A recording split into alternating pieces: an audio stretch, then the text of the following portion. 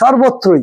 এই দ্বীপ এলাকায় যদি আপনি যান, মানে লক্ষ লক্ষ কোটি কোটি টাকার গাছ সম্পদ কেটে সব তছনছ করে দিচ্ছে। গাছগুলোকে কেটে তারা আত্মসাৎ করেছে। এখন আপনি দেখবেন এখানকার তাপমাত্রার চেয়ে কলকাতার তাপমাত্রা কম। মানেটা কি?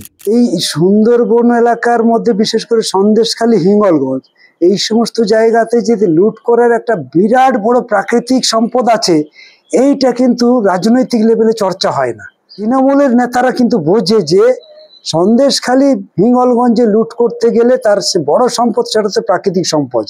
আর প্রাকৃতিক সম্পদ যদি লুট করতে হয়, তাহলে ওই এলাকাগুলোকে বাম শক্তিকে দুর্বল করতে হবে।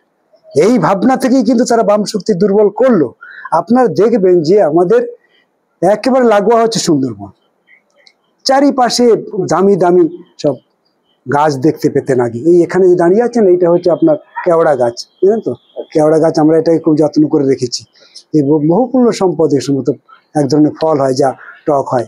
এইরকম অসংখ্য গাছ আছে, সুন্দরী গাছ থেকে শুরু করে, বান গাছ থেকে শুরু করে, কেওড়া গাছ থেকে শুরু করে অসংখ্য সম্পদ আছে সুন্দরবনে। এই সুন্দরবনটাকেও তারা গ্রাস করতে চায়, এখান থেকেও তারা লুট করতে চায়। এবং তাই হলো, আপনি অবাক হয়ে যাবেন যে চারিদিকে এই যে নদী আছে, নদীর চর বরাবর অসংখ্য গাছ লাগানো হয়েছিল বামফ্রন্টের সময়। ম্যানগ্রোভে গোটা সুন্দরবনে একবার সবুজের সমারোহ ছিল। প্রত্যেক বছর ম্যানগ্রোভ লাগাতে হবে, ম্যানগ্রোভ লাগাতে হবে। এবং সুন্দরবনের মানুষও কিন্তু এটা বুঝতো। সুন্দরবনের লোক খুব ভালো করে জানে কংক্রিটের বাঁধ করলে সে বাঁধ বেশি দিন থাকবে না। কিন্তু আমরা যদি সামাজিক সৃজন যেটা আছে, বনসৃজন, সেইটা যদি করা যায়, প্রকৃতির সঙ্গে যেটা ভারসাম্য রক্ষা করতে পারে, এটা করলে থাকবে। তাই কিন্তু এত সুন্দরবনে এত সামাজিক বনসৃজন করা হয়েছিল। এই সমস্ত বনসৃজন কাটা হয়েছে কিভাবে? নির্মমভাবে কাটা হয়েছে সর্বত্রই।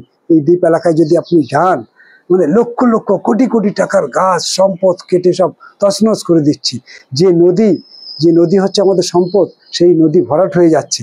সেই নদীতে কিভাবে এটাকে রেগিং করা হবে, নদীটাকে সচল রাখা হবে, বলার পরে কেউ ভ্রুক্ষেপ করেনি।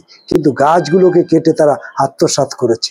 এই গাছ কেটে নিচ্ছে মানে অদ্ভুত রকমের সিচুয়েশন তৈরি হয়ে যাবে এখানে। এই যে প্রচন্ড গরম আজকের অনুভব হচ্ছে, এই গরম কলকাতাতে হবে।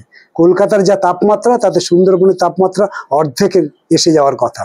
কিন্তু এখন আপনি দেখবেন এখানকার তাপমাত্রার চেয়ে কলকাতার তাপমাত্রা কম। মানেটা কি? এইভাবে সব সবুজায়ন আমরা নষ্ট করছি, প্রাকৃতিক ভারসাম্য নষ্ট হয়ে যাচ্ছে। এবং এই সবগুলোকে লুট করে আত্মসাৎ করার একটা মনোবৃত্তি তৈরি হয়েছে তৃণমূলের সময়।